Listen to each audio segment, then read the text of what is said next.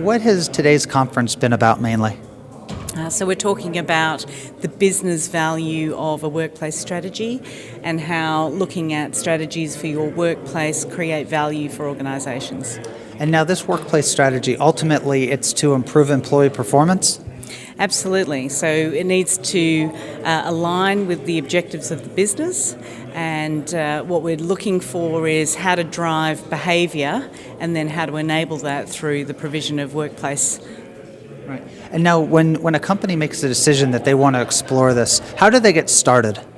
Sure. So typically, I suppose, they might come and ask us for advice from a consulting perspective, but it really does start with understanding what the drivers for change are. So understanding what's going on in the organisation, what we might want to improve. So really being able to nail, the objective of doing something like this, and exploring that through a whole process. Going from understanding where we are, what we're aspiring to do, and building a plan to bridge that gap. Great. And so is that then how you would measure success of once they got it done, that's how you'd measure success? Yeah, so right at the outset you define the objectives, you just define the drivers for success, the measures for success, or whatever metrics you're interested in, and then measure afterwards.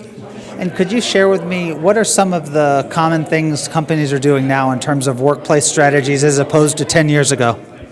Okay, so there's certainly a lot of talk about increasing mobility of work, particularly because technology has allowed us to, untether from space, if you like. We're working on iPhones and iPads and laptops and all those sorts of things. So the reality is that technology's allowed us to work anywhere, any place, and with anyone across sort of traditional time and space boundaries.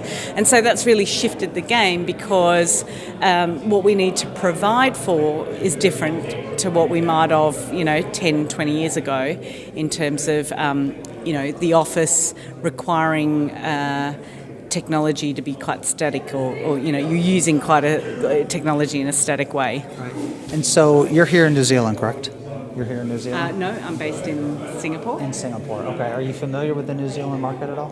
Not particularly. Okay. So maybe I'll ask you about the Singapore market in terms of percentage of companies that are exploring this or thinking they need to do that. Are you comfortable with that question? Although I probably won't respond in percentages. Okay. So it's more about the type of companies, yes, perhaps. Okay. So can you tell me the type of companies that are investing in this workplace strategy?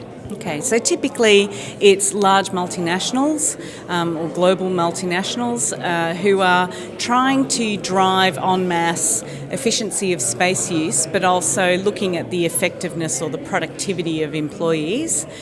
So different drivers for different markets.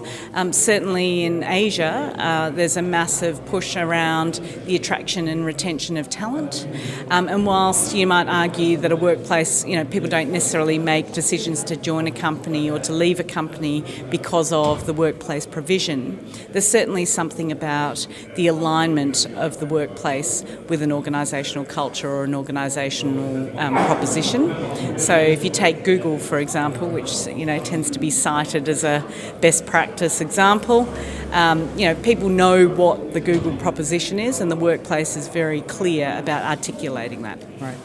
So from a non-sexy perspective, if Google's sexy, what's a more traditional company that's really done a nice job transforming their workplace?